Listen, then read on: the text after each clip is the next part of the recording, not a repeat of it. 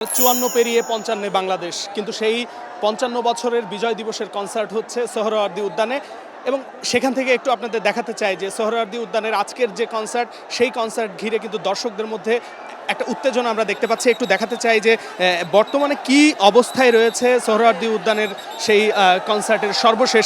দর্শকদের একটা বড় অংশ কিন্তু সোহরাওয়ার্দী উদ্যানের এই মাঠে এবং মঞ্চের সামনে নিরাপত্তাজনিত কারণে কিন্তু সেখান থেকে একটি ব্যারিয়ার দেওয়া হয়েছে এবং সেই ব্যারিয়ার ভেঙে দর্শকদের ভেতরে ঢোকার চেষ্টা।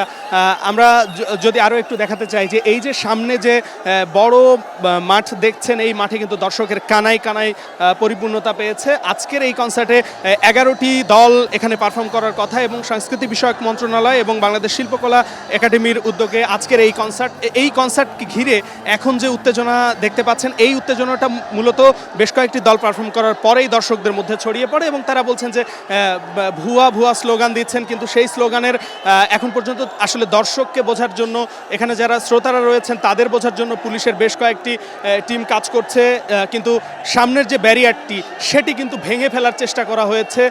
এটি যদি বলে রাখি যে সন্ধ্যা 7টার বেশ কিছুক্ষণ আগে থেকে এটি শুরু হয়, 6টার পর থেকেই, এবং দর্শকদের যখন ভিড় বাড়ছে সেই সাথে উত্তেজনাও বাড়ছে। এখন এই কনসার্টটি এখন আপাতত বন্ধ রয়েছে।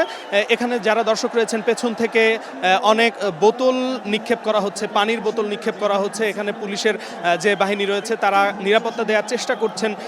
সেই সাথে দর্শকদের যদি একটু দেখাতে চাই যে দর্শকদের চারপাশে যে ভিড়, দর্শকের কানায় কানায় পরিপূর্ণতা বলে দিচ্ছে যে এই কনসার্টটি আসলে নিরাপত্তাজনিত কোনো বিঘ্নতা ঘটেছে কিনা সেটি কিন্তু পুলিশের কেউ এখন পর্যন্ত জানায়নি। তারা যেমনটি জানাচ্ছেন অন্য কোনো ব্যান্ডের গান শুনতে চাচ্ছেন, কিন্তু সেই ব্যান্ডগুলো এখন পর্যন্ত পৌঁছায়নি। সেই সাথে দর্শকদের মোটিভ আসলে বুঝে উঠতে পারছেন না। তারা পরিস্থিতি নিয়ন্ত্রণে নিয়ে আসার চেষ্টা করছেন।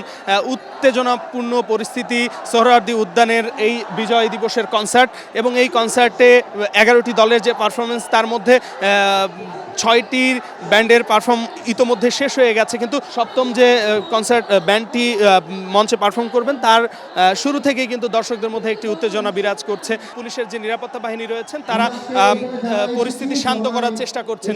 এই ছিল সোহরাওয়ার্দী উদ্যান থেকে বিজয় দিবসের কনসার্টের সর্বশেষ।